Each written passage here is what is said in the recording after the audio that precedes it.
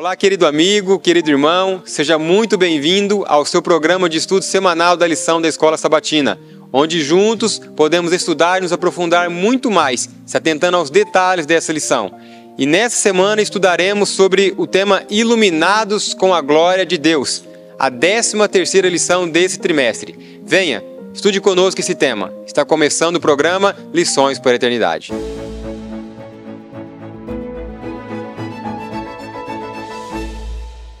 É uma alegria imensa, mais uma vez, estarmos aqui para estudarmos a lição da Escola Sabatina. Estamos chegando no fim desse trimestre. Essa lição, para mim, foi importantíssima, trouxe mensagens especiais, importantes, mensagens para o nosso momento, para a nossa atualidade. E hoje vamos estudar a última lição desse trimestre. Mas antes de nós entrarmos nessa lição, eu gostaria de apresentar aqui os meus companheiros de estudo. À minha direita está o irmão Alexandre Dantas. Seja muito bem-vindo, meu irmão.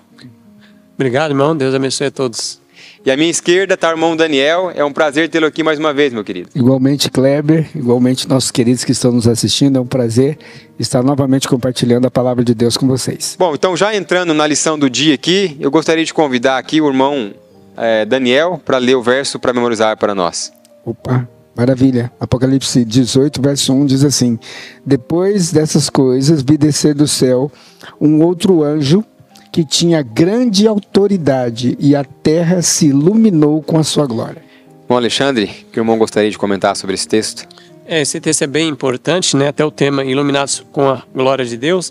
Essa lição, as 3 lições, foi muito gratificante. A gente estudou bastante aqui, né? Foi bem explanado. Temas relevantes, as 3 mensagens angélicas, que é a mensagem que o povo do Advento vai ter que dar, né? Vai ter um povo preparado que vai dar essas 3 mensagens angélicas. E agora ela vai se avolumar, e a 3ª mensagem angélica, com o poder do anjo, 4º anjo, que é Apocalipse 18:1, né? Que a gente crê que é a chuva serôdia. É o poder de Deus que vai derramar sobre o povo, e o povo vai dar mensagem ao autoclamor rapidamente. E é interessante que a terra se iluminou com a sua glória. Aqui em Êxodo 33, versos 18 e 19, diz assim, ó: Então ele disse, rogo-te que te mostre a tua glória. Moisés pedindo, né? Respondeu-lhe, farei passar toda a minha bondade diante de ti, e te proclamarei o nome do Senhor. Terei misericórdia de quem eu tiver, misericórdia me compadecereis de quem eu me compadecer. Então Moisés pediu, mostra-me a tua glória, e Deus mostrou o seu caráter, né? Então, a glória de Deus é o seu caráter. Então, a terra inteira vai ser iluminada com o caráter de Deus. Os 144 mil vai ter uma demonstração, né? Quem é Deus? O que é o seu amor? Eu queria ler um texto que está na sexta-feira, que vai bater com esse tema aí da lição 18:1. Servo de Deus com rostos iluminados, irradiando uma santa consagração. É o texto lá da irmã White, que está no estudo adicional, ó. Servos de Deus com rostos iluminados, irradiando uma santa consagração, se apressarão de um lugar a outro para proclamar a mensagem do céu por milhares de vozes em toda a extensão da terra. Será dada advertência, haverá milagres, os doentes serão curados e sinais e maravilhas o acompanharão, aqueles que crê. Satanás também realizará seus falsos milagres, fazendo até mesmo descer fogo do céu diante do povo. Apocalipse 3, verso 13. Assim os habitantes da terra terão que tomar sua decisão. A mensagem será levada avante, não tanto por argumento, mas quanto pela convicção profunda do Espírito Santo. Os argumentos foram apresentados, a semente foi semeada, é hoje, né? E agora germinará no alto clamor e frutificará. As publicações distribuídas pelos missionários têm exercido sua influência, mas muitos que ficaram impressionados foram impedidos de compreender completamente a verdade ou de prestar obediência a ela. Agora os raios de luz penetram por toda parte. A verdade é vista em sua clareza, e os leais filhos de Deus cortam os laços que os têm prendido. Laços de família, relacionamento na igreja, não tem poder para detê-los agora. A verdade é mais preciosa que tudo mais. Apesar das forças arregimentadas contra a verdade, um grande número de pessoas se posicionará ao lado do Senhor. Grande conflito, 508 a 509. Que texto bonito. Então, aquelas pessoas que estavam prendidas por laços de família, laços de igreja, o meu pastor, o meu padre, ela desprende esse laço, é despedaçado, que o alto clamor dá poder, e a gente tem que entender que essa chuva serôdia não é para adventista que já está na verdade. É para pessoas agora e fora. Os adventistas que são fiéis hoje, que estão distribuindo literatura, grande controvérsia, Essas pessoas, elas estão plantando, você conhece muito bem, jogando a semente, elas vão colher. Quem está plantando. Aí a mensagem não vai mais agora para a igreja. A mensagem agora é para aqueles que não conhecem a verdade. E aí sim, haverá um alto clamor poderoso. Louvado seja Deus. Então, todo esse material que estamos levando, aquilo que você está distribuindo, aquilo que você está compartilhando com as pessoas, não será em vão. Não será. Né, Alexandre? Então, nós vamos entender que, às vezes, aquilo que você pensa assim, poxa vida, eu já fiz tanta coisa e parece que não adiantou nada. Vai ter o momento certo para que esses livros brilhem nas prateleiras, né? E tragam pessoas a verdade, né? Toda aquela verdade, principalmente que está na grande controvérsia, né? Que esclarece o papel de Cristo e o papel de Satanás nessa grande controvérsia. E o Kleber sabe muito bem disso, ele pode até comentar isso. Há sementes que jogam e brotam rapidinho, há sementes que demoram. Demora mais. Então, as pessoas estão lançando semente, às vezes não vê pessoas vindo para a fé. O que é isso, irmão? Sobre semente aí. Como é essa semente? Exatamente, né? O que nós podemos, além disso que está falando, o que nós podemos destacar também é que muitas vezes existe uma ansiedade em cada um de nós. Nós não temos paciência para esperar o fruto e às vezes não veremos o fruto. Uhum. Porque o próprio apóstolo Paulo falava, né? Que às vezes um prega o evangelho, mas às vezes é o outro que vai colher os frutos daquela pregação. Sim, é verdade. Então, trazendo para nós e trazendo para a nossa realidade, muitos estão pregando e às vezes fica até decepcionado, desanimado. Como Elias ficou. Senhor, só eu que não dobrei o joelho a Baal? E ali Deus revela para ele, graças a Deus, né, que Deus mostra, Elias, não é só você não, mas tem aí, várias pessoas. E na agricultura, Kleber, nem tudo germina na hora, né? Exatamente. Então, uma certa demora, né, Kleber? Nada germina na hora, né? Você não vai plantar nada ali e vai ver a sementinha brotando naquele mesmo dia. Exatamente. Se você quer ver ali já a plantinha, você tem que plantar uma muda. Só que essa muda teve um processo de germinação. Exatamente. Então, isso é importante. Ela teve que receber a vida ali, né? Com certeza. Eu queria só destacar aqui um ponto que eu acho muito interessante, que aqui em Apocalipse 14, versículo 6, aqui nós vamos ver, eu vou só citar, aqui nós vamos ver a primeira mensagem angélica, que depois levou ao surgimento da igreja adventista. E quando nós avaliamos a primeira mensagem angélica, ela começa assim, temei a Deus e dai-lhe glória. Então aqui nós já vemos a palavra glória, ou seja, temam a Deus e dê glória. No Maranata, Ellen White fala que dar glória a Deus é ter o caráter de Cristo. Então, isso que é dar glória a Deus. Aqui, finalizando, o último anjo, em Apocalipse 18, versículo 1, fala que a terra inteira vai se iluminar com o quê? A glória de Deus. Com a glória de Deus. E interessante também que ali, quando veio a mensagem do primeiro anjo, essa mensagem ela foi levada em todos os campos missionários. Sim. Isso é muito interessante. Então, os pregadores, os missionários, os servos de Deus da época ali, eles deram glória a Deus, fazendo o quê? Pregando o evangelho e vivendo, buscando ter o caráter de Cristo em sua vida. Sim. Nos últimos dias agora, como o Alexandre colocou, o que seria dar glória a Deus? Que tem um comentário aqui no rodapé da lição de sábado dizendo assim: Deus levantou a igreja adventista do sétimo dia para pregar essa mensagem ao mundo.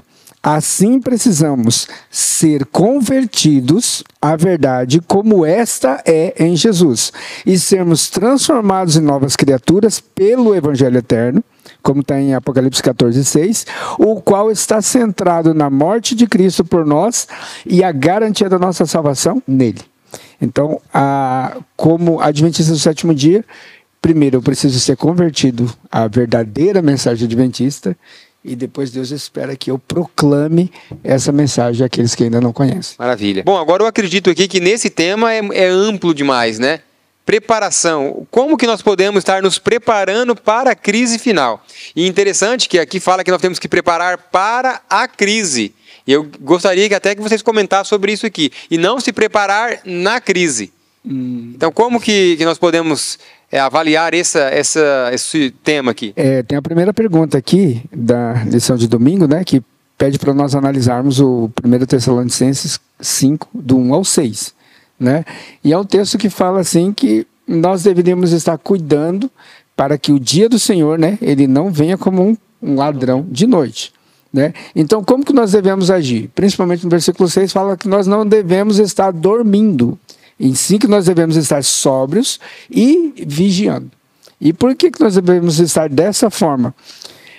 Principalmente quando o mundo inteiro vai estar dizendo paz, paz e segurança, né? E neste momento virá repentina destruição. Uma coisa que eu vejo aqui, gostaria de pontuar, é o seguinte: a volta de Jesus, ela não vai pegar praticamente o adventista, ela não vai pegar como ladrão. Ela não vai ser uma surpresa assim para o adventista. Mas o que vem como ladrão? O nosso nome ser passado em revista.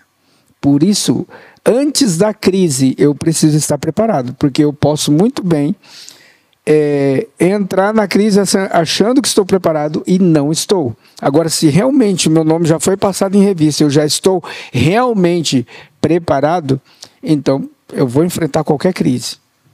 Então, o principal aqui hoje não é nem especificamente, principalmente nesse texto, não é especificamente eu estar preparado para a crise, mas estar preparado antes da crise, né? Estar com a minha vida em ordem diante do Senhor. Bom, Alexandre, como que seria essa preparação para a crise, então? Não na crise.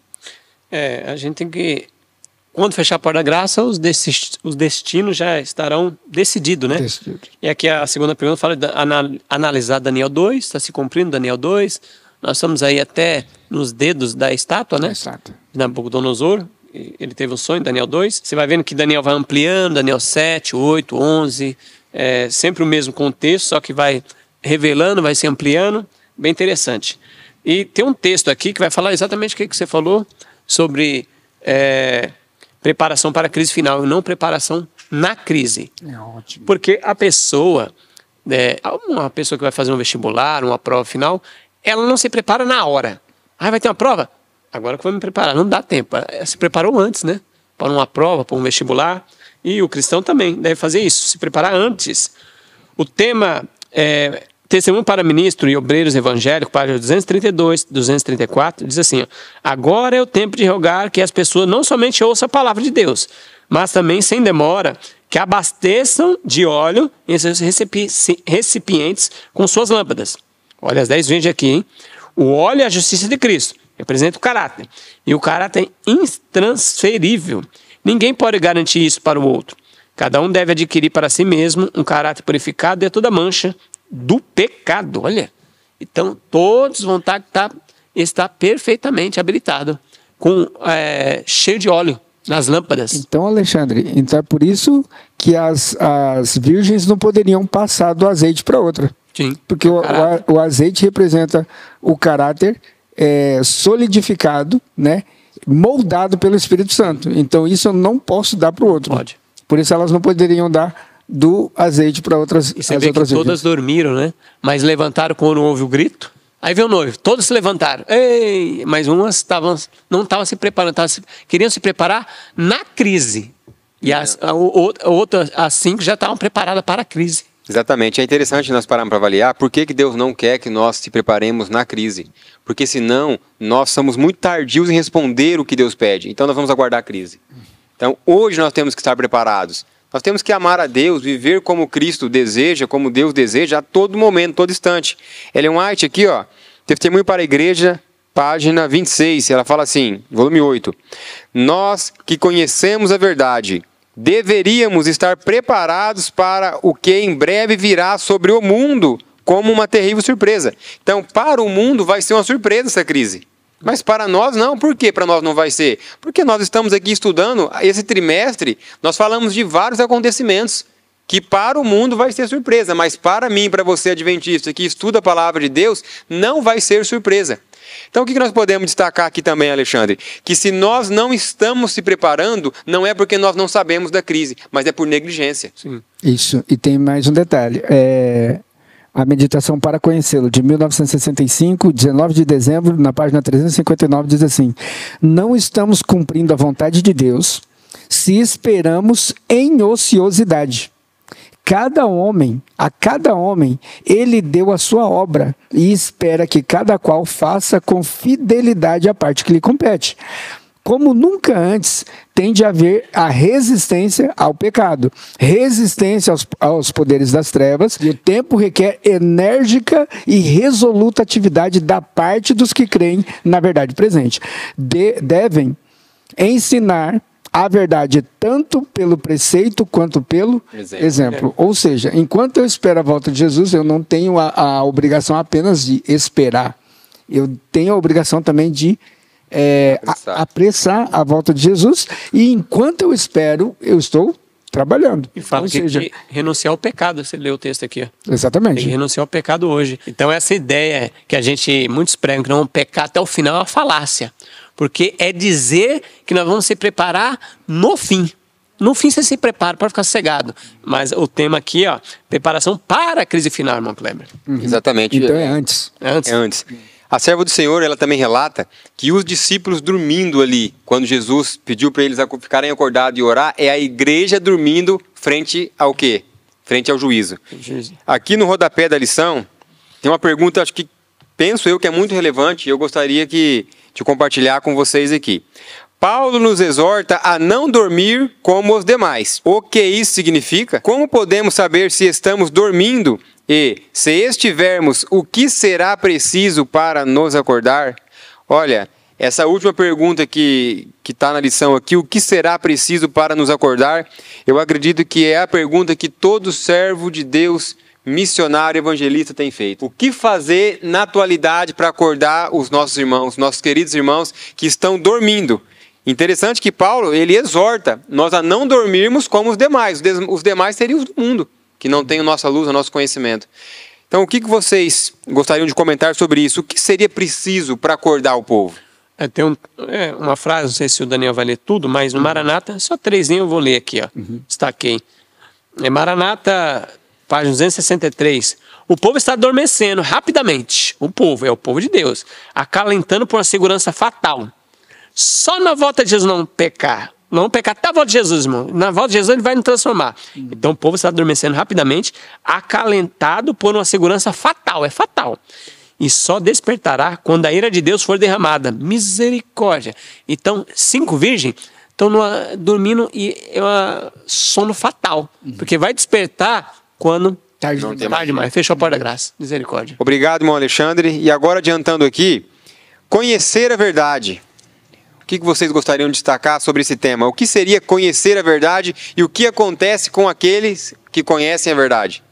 Aqui tem pontos interessantes aqui. Os 3 textos que a lição nos trazem aqui, é João 8,32, nós conhecemos, né? Conhecereis a verdade e ela vos libertará, né? A outra passagem é João 7, versículo 17, que fala assim que se alguém tem interesse em conhecer, né, sobre a doutrina, né, vai dar uma pesquisada para saber se Cristo estava falando dele mesmo ou se aquilo realmente estava escrito. Então, ou seja, aqui nos mostra a diligência no estudo, né? Não acreditar em tudo que nos falam. Que isso nós estamos com um problema muito sério hoje. A gente vem, um vídeo daqui, um vídeo dali, uma pessoa que fala isso aqui, outra que fala isso aqui, e ninguém pega na palavra realmente para estudar. E aqui tem um texto dizendo para nós sermos diligentes e não ficar ouvindo a opinião de um e de outro, mas ir pesquisar a palavra por nós mesmos. Assim como está em João, capítulo 5, versículo 39, que foi o texto que a gente finalizou a lição da semana passada. E o outro texto é São João capítulo 17, verso 17. 17, que diz, santifica-os na verdade, a tua palavra é a verdade. Então, 2 coisas importantes aqui, 3, na verdade. Primeiro, a verdade nos liberta. E nos liberta do quê? Se nós analisarmos o contexto de João capítulo 8, nós vamos ver que ali estavam escribas, fariseus, judeus, pessoas ali numa demanda com Cristo, né? E Cristo falou assim para eles, né, que se a verdade, se eles conhecessem a verdade os libertaria. Eles falaram assim, nós não somos escravos de ninguém. Como você disse que nós precisamos ser libertos. E aí Jesus pega e fala para eles assim, olha, aquele que é escravo, aquele que comete pecado é escravo do pecado, né? E aí ele vai falar assim, olha, se vocês conhecerem o Filho, verdadeiramente ele vos libertará. Vocês precisam conhecer o Filho. E o Filho é quem liberta do pecado. É Cristo. Então aqui tem uma coisa interessante para a gente ver. Primeiro, a verdade me liberta do pecado. Não liberta no pecado, mas ela me liberta do pecado. Depois, eu preciso conhecer essa verdade com diligência. Eu tenho que entrar na palavra, estudar a palavra, comer a palavra, devorar a palavra. E por último, a palavra me santifica. pelo poder de Cristo. O poder de Cristo está na sua palavra. Sim, conhecereis a verdade vos libertará. Exato. Por isso que a gente tem que estudar por nós mesmo, como o irmão Daniel citou. A gente ouve um falar, outro falar, e agora, irmão? Eu vou para aquele que é mais bonitinho, aquele que é mais legal? Eu vou para onde? Ou aquele barbudo, ele é feio? Não, ele não está com Jesus. E isso é um erro, a gente até ri, mas às vezes as pessoas... O inimigo, ele se veste bem bonito, perfumado. Não quer dizer que a gente não deve fazer isso, irmãos. E ele é bonito, não quer dizer que a gente tem que ser feio também. Mas ele vai falar palavras suaves e bonitas. Ele não vai... Por que eu estou falando isso? Conhecereis a verdade o libertará. Para conhecer a verdade tem que ler Bíblia, Espírito e Profecia. Exatamente. Para conhecer a verdade, você mesmo. Alguém pregou uma coisa? Eu vou atrás da Bíblia, Espírito e Profecia. Porque tem um texto aqui, ó, olha o que fala aqui, é na lição. Irmãos, eu estou gostando dessa lição porque está cheio de texto do Espírito e Profecia. É na lição, não está aqui. Não está pegando os livros. Já está vendo na lição. Olha que está aqui, na lição mesmo de segunda. É o 1, 2, 3, 4 parágrafo. Os Estados Unidos acabaram assumindo a liderança nessa confederação global por meio de 2 grandes erros, a imortalidade da alma e a santidade do domingo. Satanás aprisionará o povo em suas armadilhas. Enquanto o primeiro lança o fundamento do espiritismo, a segunda cria um laço de afinidade com Roma. Os protestantes dos Estados Unidos serão os primeiros a estender a mão para o espiritismo, por cima de um abismo e por sob o outro abismo. Segurará a mão do poder romano e sob a influência dessa tríplice união, esse país seguirá os passos de Roma, pisoteando os direitos da consciência. Então a gente não precisa ficar olhando para outros países. É 2 países aí, é o Vaticano e os Estados Unidos. Esses que estão no grande conflito nos últimos dias. Não precisa olhar o Brasil, se o Brasil for o presidente tal, irmão, vamos ficar de olho. Não, Estados Unidos e Roma. Esses 2 aí que vai dar o sinal. Quando se unir os 2, já está se unindo, e os Estados Unidos fazer uma lei que derruba as legislações deles, de liberdade de consciência, e quando Roma abraçar, falando nós estamos juntos com o espiritismo, aí eu toque. Agora vai pegar fogo. Como não ser enganado, queridos? Olha aqui, ó, Parábola de Jesus, página 59, tem uma declaração que diz assim, ó, aqueles que desejam achar os tesouros da verdade, para não ser enganado por falsas profecias, né, Alexandre, como você acabou de mencionar aí, uma profecia verdadeira, para não sermos enganados, aqueles que desejam achar os tesouros da verdade precisam cavar em busca deles, como faz o mineiro em busca do tesouro oculto na terra. Não adiantará um trabalho de um coração hesitante e indiferente. É essencial tanto a adultos quanto a jovens, não somente ler a palavra de Deus, mas também estudá-la com fervor sincero, oração e investigação da verdade, como se buscassem um tesouro escondido.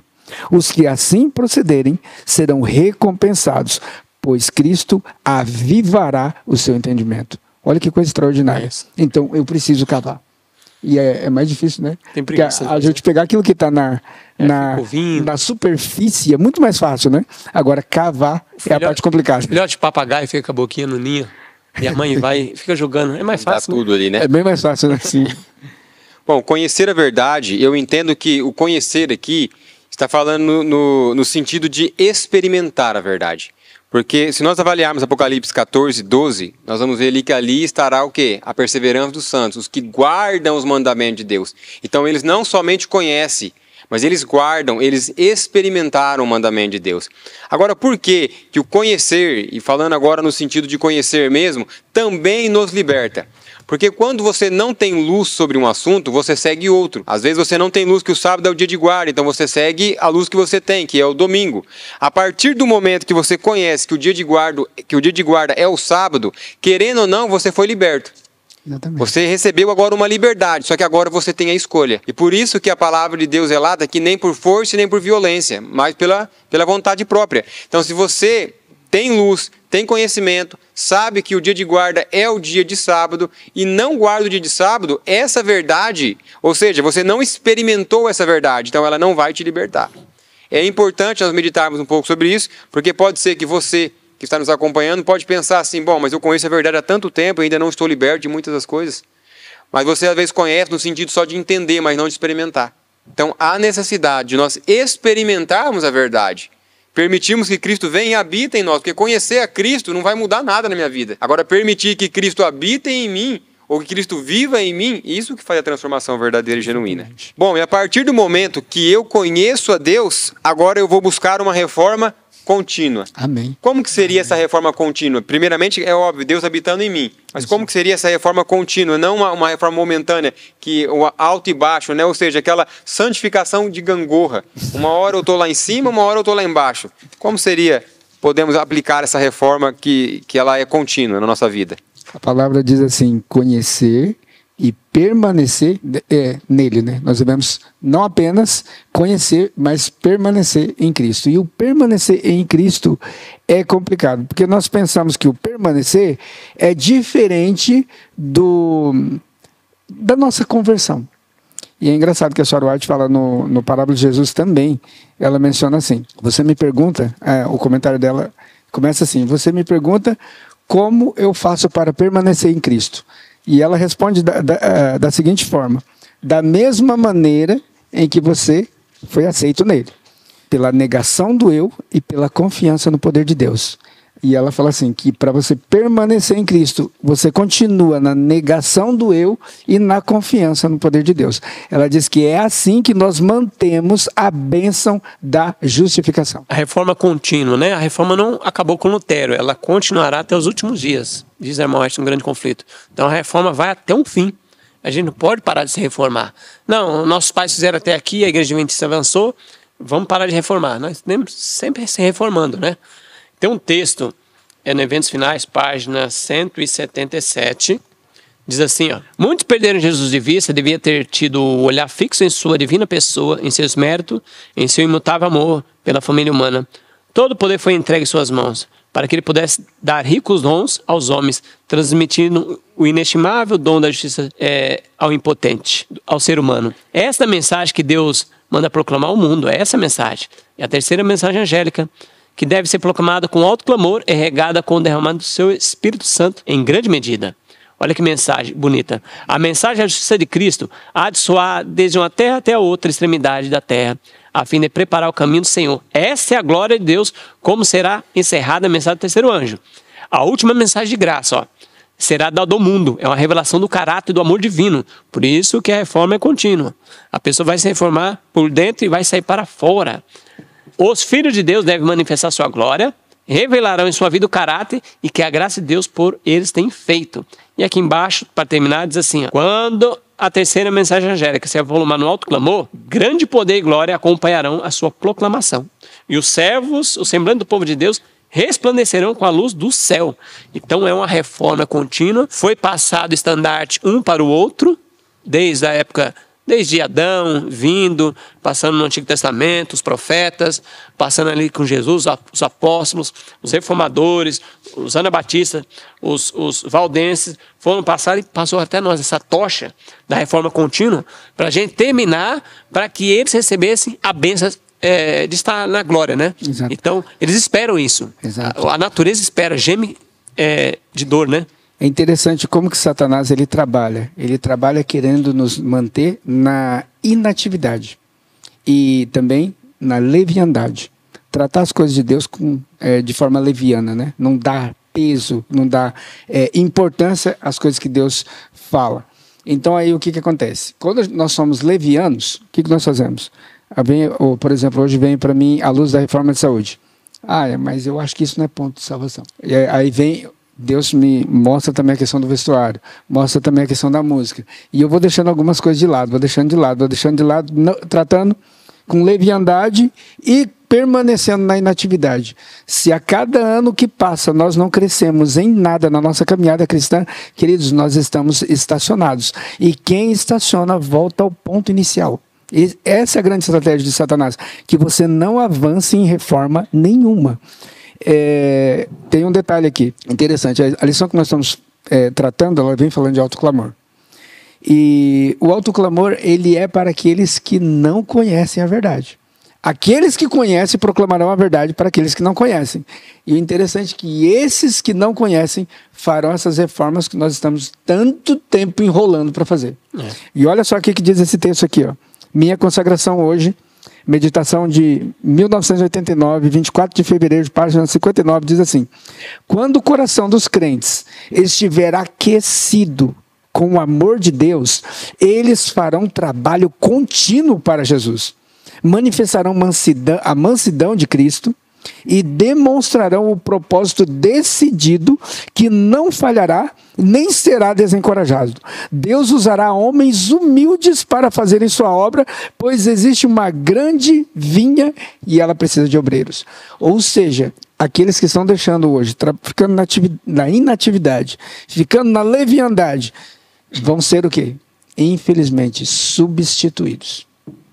Por isso Jesus fala assim, ó, cuidado para que ninguém tome a sua coroa. E eu quero ler um outro trecho aqui também do Eventos Sinais, que é interessante aqui também, para a gente entender. Olha só que interessante esse texto. Eventos Sinais, página 127.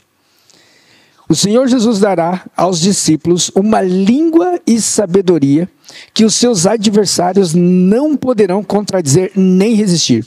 Aqueles que pelos argumentos não poderiam vencer enganos satânicos, darão testemunho claro que confundirá homens supostamente instruídos. Olha só, pessoas simples, dando um testemunho claro que vai confundir aqueles que são instruídos, aqueles que são sábios, inteligentes e tudo mais, né?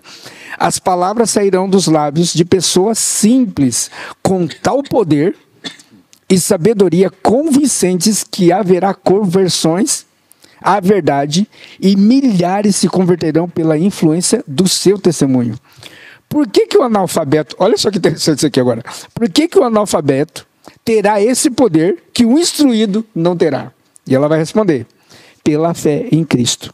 Ele entrou na atmosfera da verdade pura e clara, e ao passo que o instruído se afastou da verdade. Quantos nós estamos aqui, queridos, abarrotados, obesos espirituais de conhecimento, mas que não é colocado em prática? Essas pessoas, por que elas vão ganhar praticamente o mesmo salário? Né? Serão conversos da hora um dessa, por que vão ganhar o mesmo salário? Porque aquilo que nós estamos enrolando para fazer, eles vão fazer e muito rápido. Olha só a continuação do texto. A pessoa simples é testemunha de Cristo. Ela não pode apelar para histórias ou para a pretensa ciência superior, mas ela colhe poderosas evidências da palavra de Deus. A verdade que ela profere sob a inspiração do Espírito Santo é tão pura e notável e contém um poder tão inquestionável que seu testemunho não pode ser contestado. Uma pessoa, mesmo que não tenha tanto conhecimento, mesmo que seja um analfabeto, vai viver essa verdade e o seu testemunho vai ser inquestionável. E por último, só um último detalhezinho aqui, na mesma página. Crianças proclamarão a mensagem. Isso aqui é de assustar, queridos, mas presta atenção. Quando os seres celestiais perceberem que os homens não apresentarão mais a verdade com simplicidade, como Cristo fazia até para as crianças, essas crianças serão impelidas pelo Espírito de Deus e proclamarão a verdade para esse tempo. Olha só, Deus vai utilizar analfabetos e Deus vai utilizar crianças nesses últimos tempos. Esse texto que você comentou, eu prestei atenção numa frase. Por que eles não vão mais usar esses homens? Porque eles não vão pregar com simplicidade. Não é porque eles vão estar presos, alguns argumentos, não, eles vão estar presos nessa época. Não, porque eles não vão pregar com simplicidade. Então ele vai usar os analfabetos e as crianças, porque Deus quer que seja uma linguagem simples. Que qualquer um possa entender. Isso, que o povão que é analfabeto... eu estou entendendo o que você está falando. Porque quando Jesus pregou, o povo naquela época era um povo semi-analfabeto. E ele mostrava na agricultura. Olha a semente aqui, gente. Vocês não conhecem semente? O grão de mostarda é o menor. Vai virar uma grande árvore. E tem outro detalhe aqui também. A verdade ela tem que ser pura e clara. Não é só pregar com simplicidade, mas pregar a verdade não corrompida. Sem rodeio. E não com teoria humana. É a palavra, nada mais do que a palavra. Sem filosofia, tudo direitinho. Exatamente. Bom, tem um ponto aqui que ele acaba sendo um ponto polêmico, mas que nós não podemos deixar passar por alto, que é muito importante, que existe duas reformas. Existe a reforma de Cristo, a reforma de Deus, que é a reforma equilibrada, e existe a reforma de Satanás, que é a reforma fanática. Então, é muito complexo tratar desse tema, porque ambas as partes, ambos os reformadores, quer os fanáticos, quer os de Deus, dizem estar fazendo uma reforma. Pois é. Dizem estar fazendo uma reforma de Deus, uma reforma escriturística, uma reforma bíblica, e isso aqui se torna um perigo, porque ambas as partes também vão angariando para si seguidores, que vão sendo adeptos dessas supostas reformas ou das reformas verdadeiras. Então, qual que seria aqui a solução, né? Ou o que traria equilíbrio aqui para o nosso momento? A pessoa que está próxima de Cristo, ela vai se reformar porque Cristo ali, como ela tem uma comunhão com Deus, como ela anda com Deus, quanto mais próximo de Cristo ela está, mais defeito ela vê. E aí, quando ela vê os seus defeitos, ela começa a reformar-se cada dia mais. Agora, aqueles que não andam com Cristo, eles começam a ter reformas fanáticas. Sim. Começam a querer, ali, se você não aceitar isso que eu estou tendo como uma nova luz ou como uma reforma, você vai ser aí um herege, você já não é de Deus, você vai se perder e tal. Então, o que eu gostaria de dizer para vocês que nos acompanham é que toda reforma que Deus traz para nós, ela é livre. Nenhum tipo de reforma que Deus traz, ela é de força. É de forçar a sua consciência. Sabe por quê? Por mais que nós entendemos que o tempo é breve e que Cristo está voltando, Cristo, ele te dá o livre-arbítrio para você entender. A palavra de Deus lá em Isaías fala, vinde o quê? Arrazoemos. Então Deus, ele quer que você também entenda. Ele não quer simplesmente que você aceite uma reforma, goela abaixo, e comece a viver aquilo sem ter ali uma compreensão correta. E o fanatismo leva a isso. Perigo, tanto Alexandre quanto o Kleber. O perigo que nós encaramos é o seguinte. Quando o Satanás ele não pode segurar, ele empurra, certo? Então, o grande problema é a gente pegar e não ir pela palavra. Porque a palavra fala, jamais ultrapasseis o que está escrito. Você vai fazer o que está escrito. Mas, aqui tem outro problema. A gente não pode ir além e temos o perigo de ficar aquém. Agora, onde encontrar um equilíbrio? É na palavra.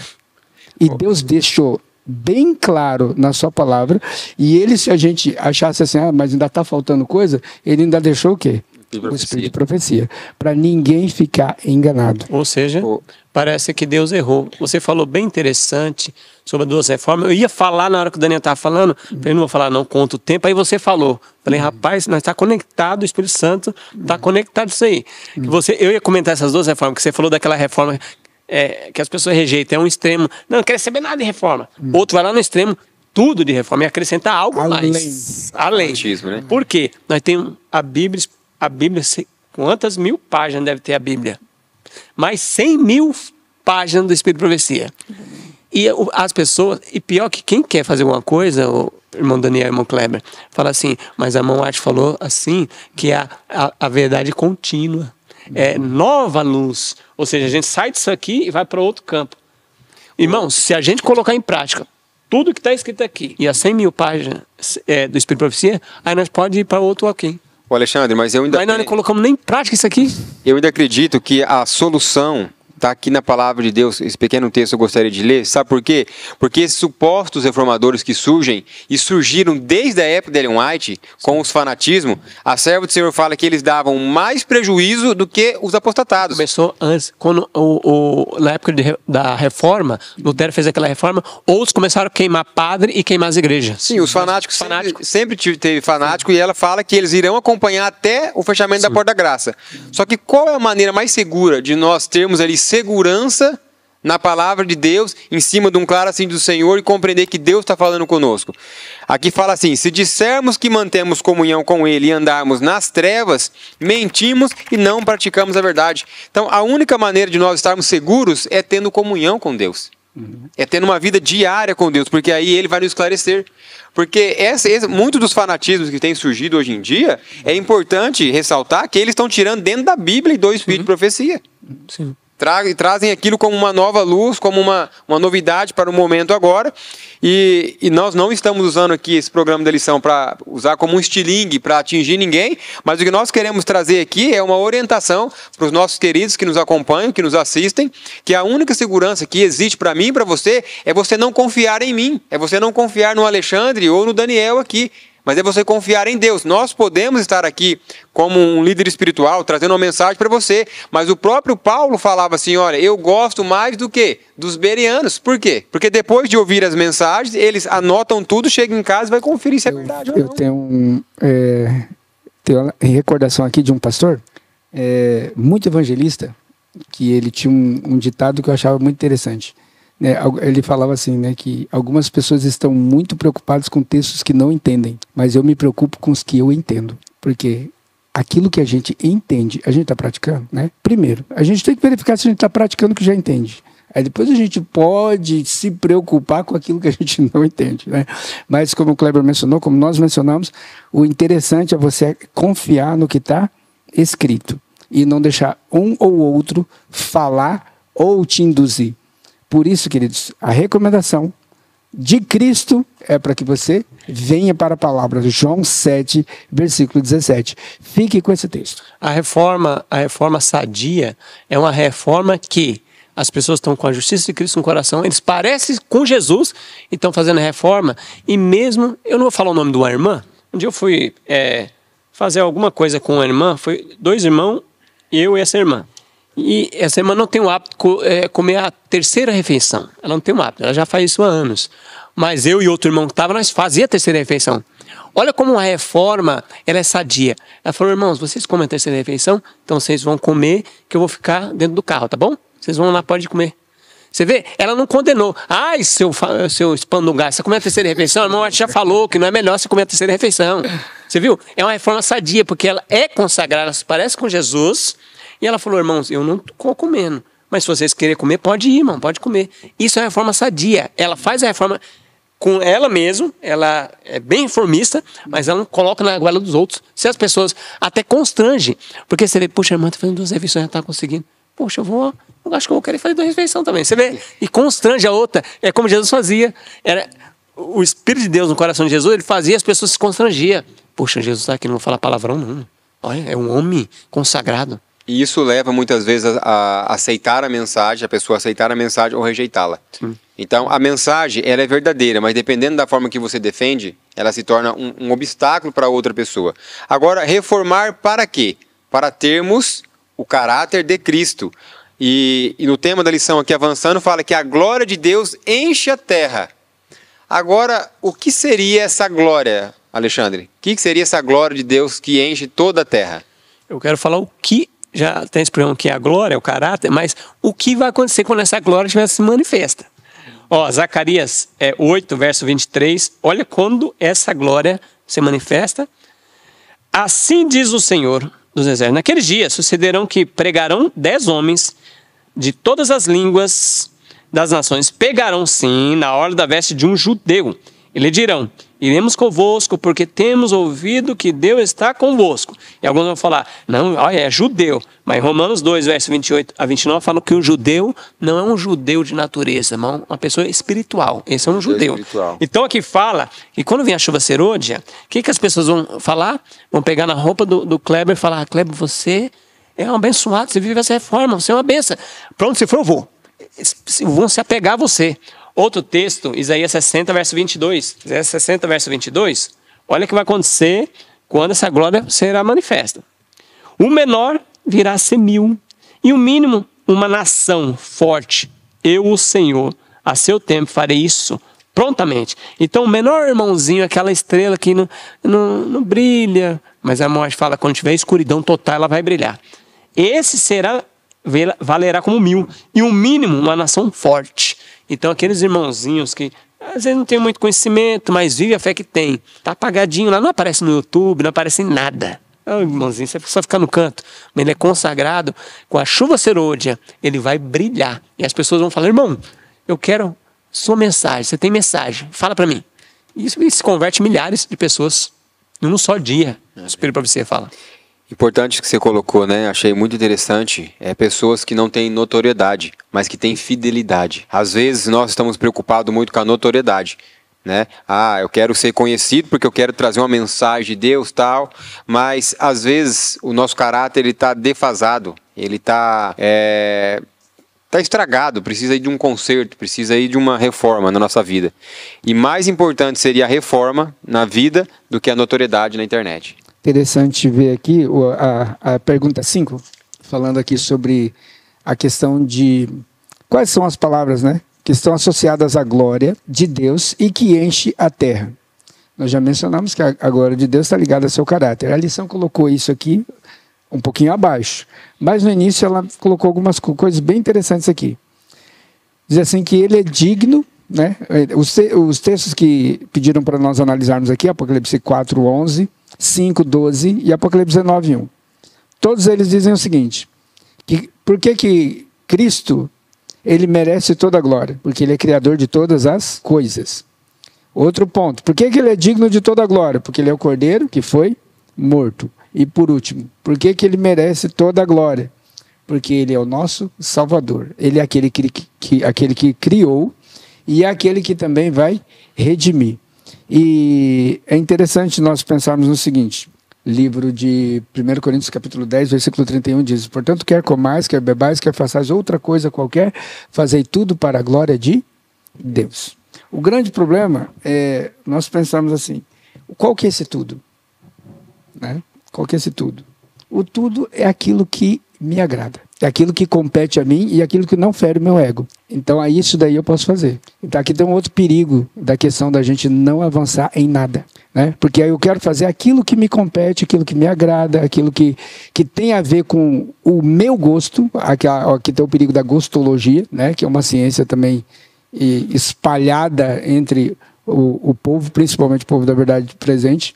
Aquilo que me agrada, eu faço. Agora, a palavra não fala aquilo que agrada, a palavra fala tudo. Portanto, quer comais, quer bebais, quer façais outra coisa qualquer, fazei tudo para a glória de Deus. E aqui o texto está dizendo assim que ele merece toda a glória. Né? Ele merece por quê?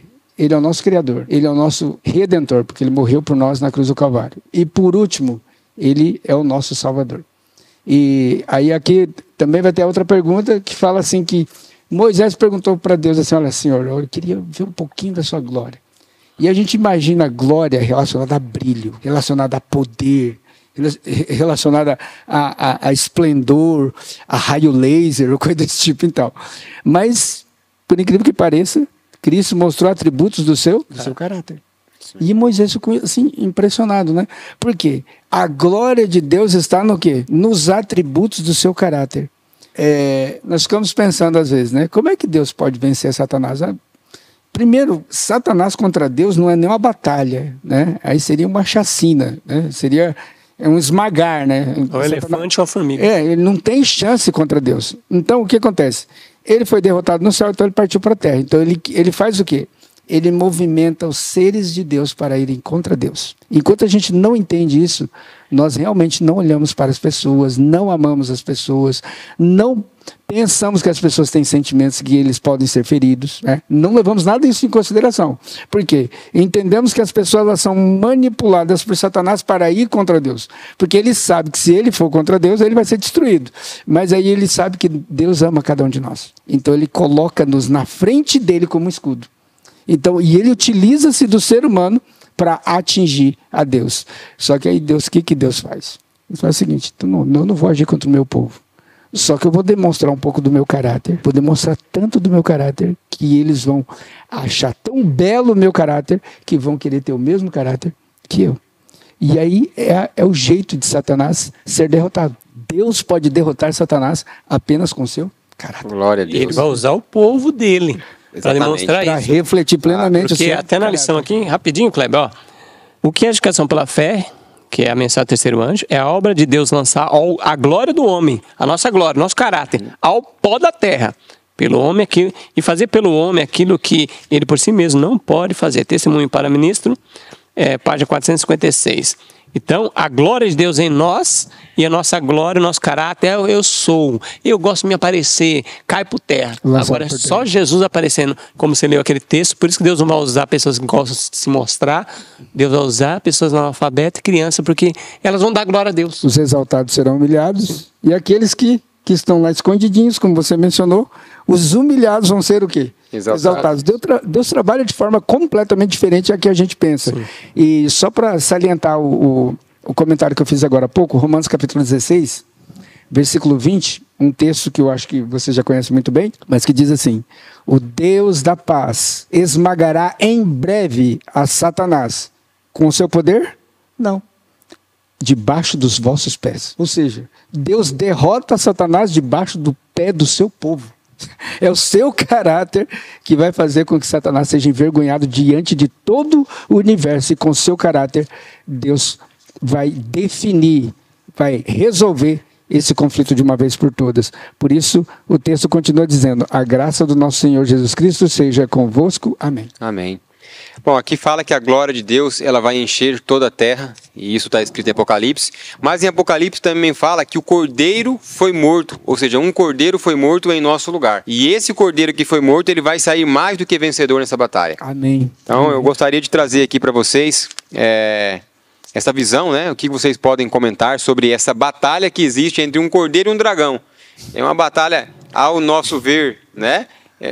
Uma desigualdade muito grande, mas quando nós olhamos para o simbolismo ali, o cordeiro sai mais do que vitorioso dessa batalha. Exatamente. E é uma criaturinha bem pequenininha, bem simples, bem humilde, mas que derrota aquele que é o quê? Grandalhão, forte. O que te lembra? Davi e Golias.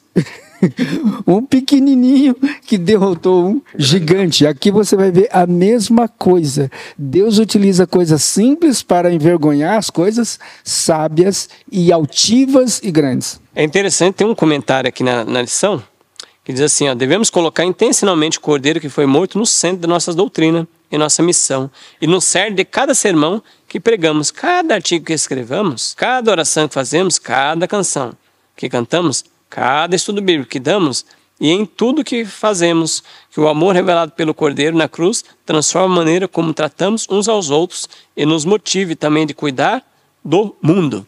Então o Cordeiro de Deus sempre está em toda a Bíblia, em toda a doutrina. Alguns falam assim, não, só o Novo Testamento, que fala de Jesus, os Evangelhos. Só que Jesus falou, examinar a Escritura, que julgai nelas tem vida eterna, e elas que falam de mim. Ele estava falando do Antigo Testamento, nem tinha Novo. Então, desde Gênesis até Apocalipse, só Jesus. E nós, adventistas, o Espírito de Profecia é o testemunho de Jesus. Então, em tudo, irmão. Algumas pessoas vão falar assim, irmão, mas vestuário, o que tem a ver? Jesus está aí. Mas foi o testemunho de Jesus, foi Jesus. Jesus falou assim, um vestuário. Ele que deu o vestuário para os sacerdotes. Falou até a roupa, ó, vai ser assim, desse linho tal.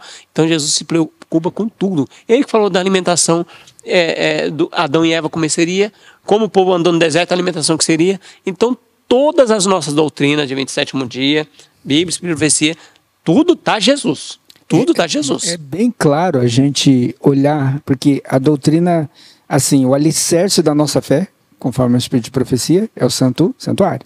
O que é o personagem aqui principal do santuário? É o sumo sacerdote? Também.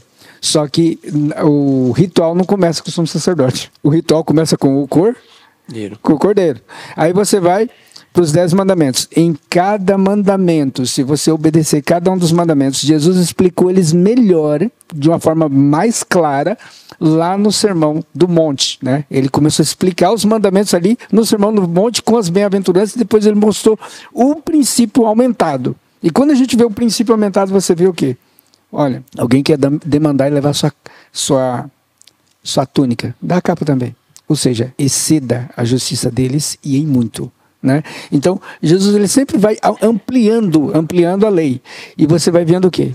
Nessas atitudes que Jesus mostra ali no Sermão do Monte, mostra uma pessoa mansa, como um cordeiro. Em todas as atitudes. É quando você vai para os mandamentos, você vê o cordeiro no não matar, no não dirá falso testemunho, não adulterar. Você vai ver o quê? A mansidão, a bondade de um cordeiro. E as pessoas pensam, nós estamos bastante o Apocalipse, né?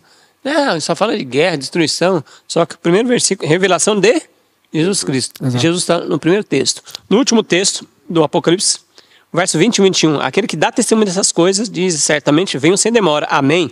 Vem, Senhor Jesus. A graça do Senhor Jesus seja com todos. Amém. Jesus está no começo e no fim. Ele é o alfa e o ômega. Amém. Ele é de Gênesis ao Apocalipse. Exato. E quem ousar dizer, não, foi abolido. Ah, não, o Antigo Testamento não presta. Irmãos, está falando que Jesus não presta. Porque Jesus está em todas as escrituras. Todas. E o advento do 7º dia que rejeita o testemunho, rejeitou Jesus. Exato. O que a gente precisa entender é o quanto ele fez por nós. Quando isso realmente toca o nosso coração, nós vamos colocar ele, assim como o comentarista botou aqui, né? Nós vamos colocar ele em todas as nossas músicas, em todos os nossos sermões. Ah, mas é um sermão sobre mordomia, mas vou apresentar Cristo. Ah, mas é um sermão do Ministério da Mulher, mas eu vou apresentar Cristo. Ah, mas é um sermão do trabalho missionário, mas eu vou apresentar o Cordeiro. Ah, mas o sermão sobre justificação pela fé. Mas eu vou apresentar o Cordeiro. O Cordeiro vai estar em todo sermão, palestra. O Cordeiro vai estar nas nossas meditações e ele vai ser o objeto do nosso amor profundo. Isso é adoração. Quando nós estamos completamente submissos ao Cordeiro. E Jesus levará para o céu aqueles... nós seremos levados para o céu se formos aqueles que seguem o Cordeiro onde quer que ele vá, aqui na terra. E seguiremos ele por toda a eternidade. Até isso a pessoa vai levar no extremo. Como é terrivelmente humano, né? Só Jesus. A pessoa vai falar assim, Jesus é o centro de tudo. Eu vou ficar falando Jesus como medalhão para me proteger das coisas más. Eu ando todo relaxado, não aceito Jesus na minha vida. Mas eu começo a falar Jesus, ando com crucifixo, Jesus, eu vou pregar Jesus, aquele choro. É um outro extremo que está tão fora quanto o outro. Então, Jesus não é um medalhão, não é um nome assim de ficar pronunciando para espantar coisas más. Mas Jesus na minha vida, interiormente, isso vai se manifestar na minha vida, Jesus. E ele merece a minha reverência, o meu amor e a minha dedicação. Amém. Amém. Bom, eu queria agradecer a você que acompanhou essa lição, você que esteve conosco nesse trimestre. Para mim, essa lição foi muito boa. Ela trouxe mensagens aqui importantes, mensagens atuais para o momento que nós estamos vivendo, para a nossa realidade. Mas, antes de tudo, eu acredito que as 3 mensagens de Apocalipse é uma mensagem que foi dada para uma igreja, para o povo adventista do 7º dia. Mas não foi dada para nós retermos, mas para nós apresentarmos para o mundo lá fora. Amém. Agora, a partir do momento que nós nos declaramos defensor dessa mensagem, essa mensagem ela precisa ter transformado a minha vida. Amém. Como o próprio Paulo falou aqui, aconselhando que nós não podemos e não devemos andar dormindo como os demais. Essa mensagem do qual nós temos que proclamar ao mundo, ela tem que ter transformado, tem que estar transformando a minha vida diariamente. Porque do que vale você ter uma mensagem que salva, mas você não foi salvo por ela? Então o conselho que eu trago para cada um de nós e para você que está aí, fazendo referência a essa última lição, ao último tema que nós estudamos aqui de quinta-feira, que é o Cordeiro que foi morto, você precisa entender que ele não foi só morto, mas ele foi ferido, massacrado pelas suas feridas, pelos seus pecados. A coroa que nos traz a paz, a coroa que um dia vai nos trazer a glória, né? Foi usada por ele como espinho, como uma coroa de espinho, não uma coroa de glória. Então, que nós possamos meditar um pouco mais nisso, que foi de graça, é a graça, mas não foi de graça, né?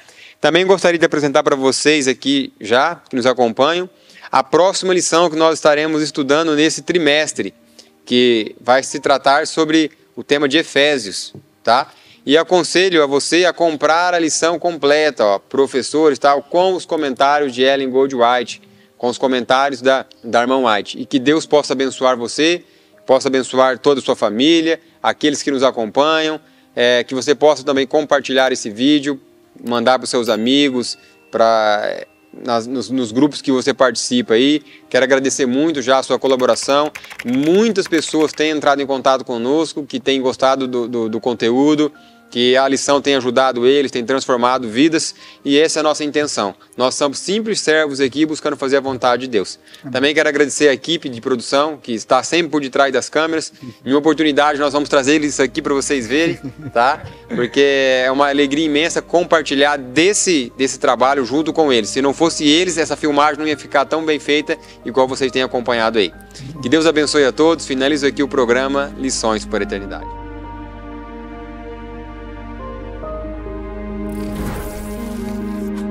IAG, juntos avançaremos.